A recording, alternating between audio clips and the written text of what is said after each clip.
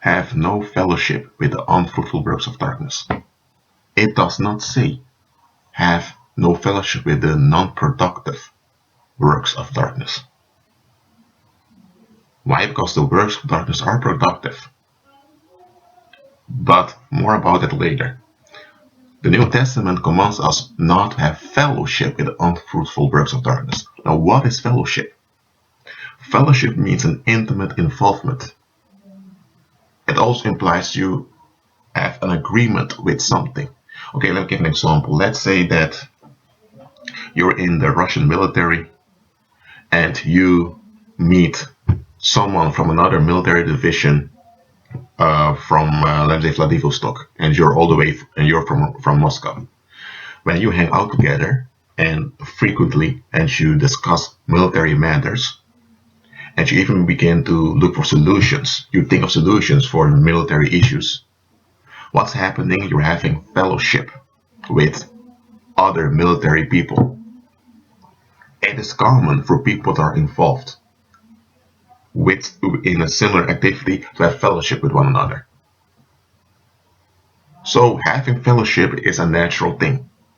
But here scripture makes plain unto us that we should not have fellowship with that means have no intimate involvement nor any agreement with the unfruitful works of darkness.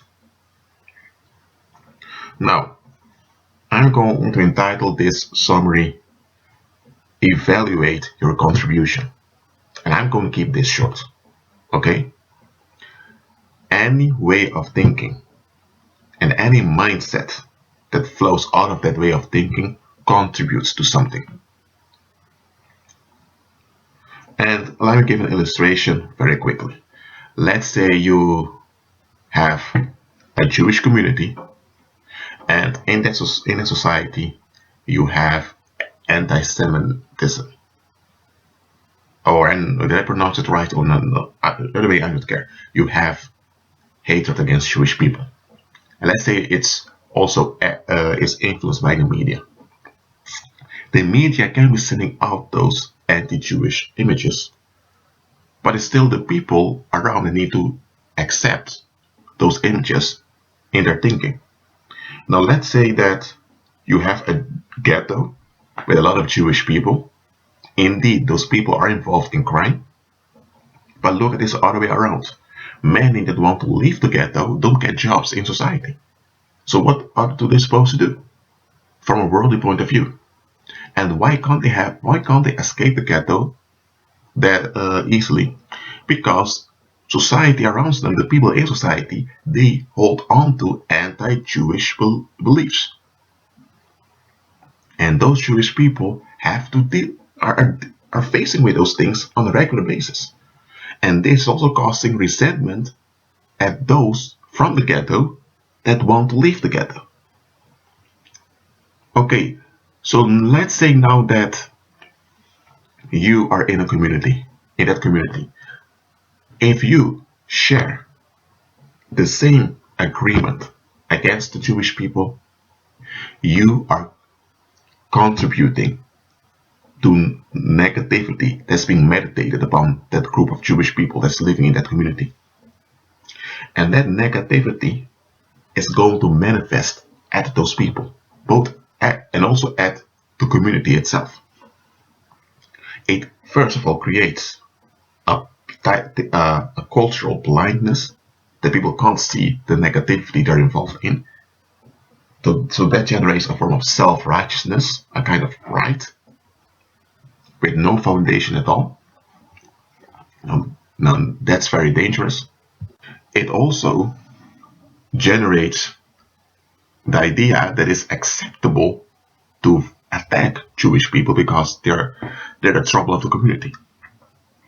And now at the Jewish community itself, you will have people that in order to be relieved from the economic troubles they are facing, total discrimination, they will join the masses against their own Jewish people. Now they're doing it, but there's still pressure that contributes to their decision. And that's going to escalate the tensions further in the Jewish community. That's going to lead to violence, not only amongst the Jews themselves, but also against society itself. And now, let's say that violence escalated and there's an increase in robberies and also in stabbings and other violent attacks.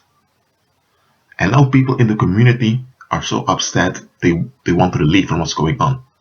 But those people don't realize that they are the ones responsible collectively for the manifestation. Why? Because they pushed and troubled a minority and they justified it, even though it can't be justified.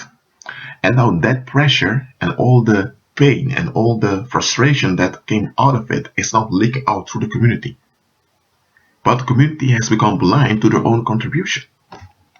This blindness is now responsible. Now, the people have the blindness, so what's going to happen now? The people are now going to look for a solution on the exterior. So maybe they're not targeting Jews now, but now let's say you have a group of Moroccans living in that community. Now they're focusing on the Moroccans, saying, because a lot of Moroccans also joined the crime rate, and now they're all talking about how bad the Moroccans are. So now the focus have shifted from the Jews towards the Moroccans. And let's say they vote in, because now there's a voting coming, a national voting, and there are politicians that play into the resentment, the collective resentment against what's going on in the community. And one of the parties agrees to evict Moroccans, or let me say to expel Moroccans from the community. A lot of people are shocked by it, but it worked. A lot of people voted for that party, and that party has become big in the parliament. And let's say now that indeed a lot of Moroccans are evicted from that community, despite resistance. Now the community experiences relief. But this is another distraction, because now there are many homes, now there are thousands of homes that are empty in the community, and now thieves think, now we can easily steal because those people are evicted, they are out of the country. So a lot of thieves begin to break into those empty houses. But a lot of thieves realize, hold on a minute, there are also more houses around, so let's break in there also. So now you have a rise in burglary, you have a rise in home invasions, a rise in trespassing. But all of this was manifesting while the people were rejoicing that they have fewer Moroccans in their country. So when it does become obvious that things did not get better, things have become worse, now the community is falling apart more than it was previously. What happened? The community invoked a curse upon themselves by targeting those Jewish people and later also the Moroccan people. And look at this. You contributed to it. Why? Because you agreed with the collective in your thinking and in your attitude. Now, this example is a very extreme example. So let's go to a more soft example now. Let's say now you have a guy let's say you have a woman that is easily angered and she tends to be a bit avoidant when she interacts with other people. And a lot of people are fed up with it. They don't like her, they talk bad about her. But here's the thing. That woman had a harsh experience in the past, not during her childhood when she was 19 years old. And that affected her. And what happened also? There were people that began to accuse her of all kinds of stuff, so they built up a kind of a pact against this woman.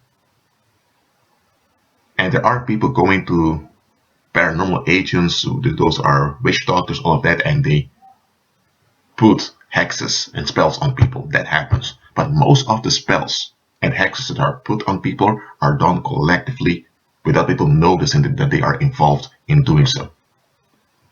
When you have a collective meditating negative upon an individual for a long period of time over and over again, that's witchcraft. I've explained it earlier in another summary. So let's say now that woman has this blueprint of violence that is haunting her, that has been enforced collectively by the people around her. You encounter her, and now because you operate from a self-centered point of view, you want to avoid pain and maintain relief, and you have your ideas of respect, how people should treat you, should treat someone else. Let's say this woman one day is frustrated and she causes out someone else behind someone's back. And you are thinking, she called that teacher a biatch. I'm not going to say the word in the right spelling because people maybe get offended, but you think, she called her the B-word. Who the heck does she think she is? And now you are upset because of it. You are offended. Why? Because an expectation of yours is not honored. You're holding on to a past that never happened. The past is that she behaved the way she behaved according to your way of thinking. And now you're upset. Now you feel pain. And you project that pain onto her. Now you don't like her. Now you talk bad about her to others. Man, I don't really like this woman. I mean, she did this and that. And I can't really stand her. Now, let's say others agree with you out of their own volition.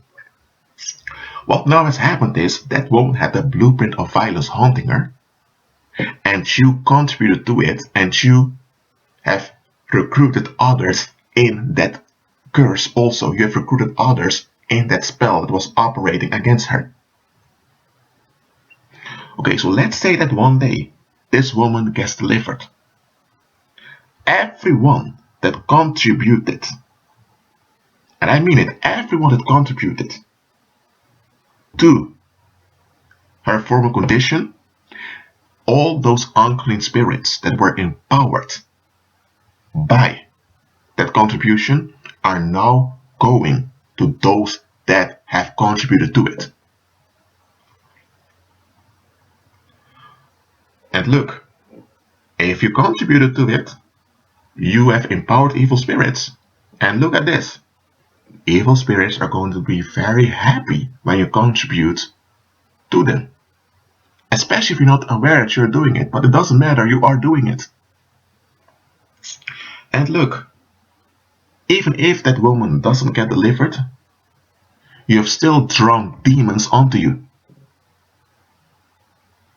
And look at this, demons are going to reward you and give you a thank you for contributing, for giving fuel for them to operate. And when you look in the Bible, in the book of Job, the children of Job, they operated in darkness, and this caused distress for Job, and Job began to operate in fear without Job realizing it. So those children, they were partying and living wild and doing their thing. They were not following the Most High. They were not following the Lord. So Job was worried about his children because they weren't on the right path. Did those children care?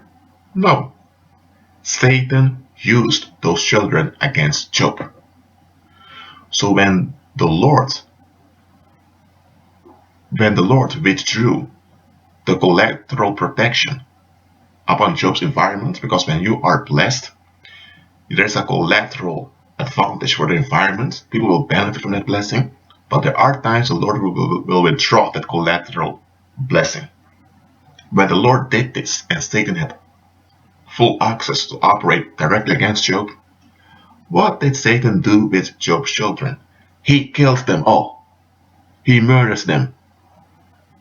That's how the enemy rewards those that contribute to his rule of terror. That's how demons operate. So, again, evaluate your contribution. Have no fellowship with the unfruitful works of darkness. I don't care whether you're offended by someone or whether someone is really annoying or irritating. Beware of your contribution. Operate in the spirit, agree with Christ. That being said, be at peace.